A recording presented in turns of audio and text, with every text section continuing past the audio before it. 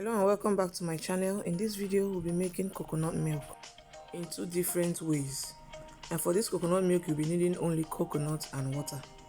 So I start by breaking my coconut to remove the water, and after that I go ahead and peel the coconut.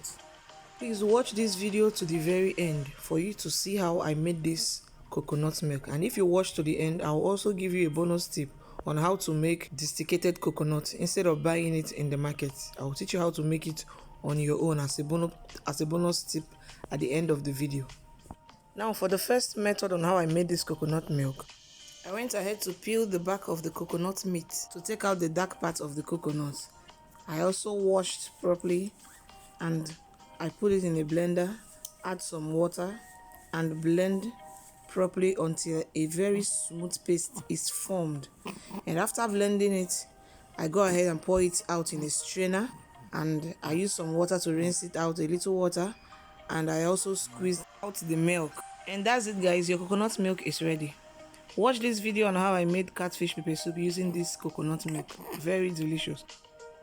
And for the second method, after dicing the coconut meat, I pour it out in a blender and blend very well until a very smooth paste is formed.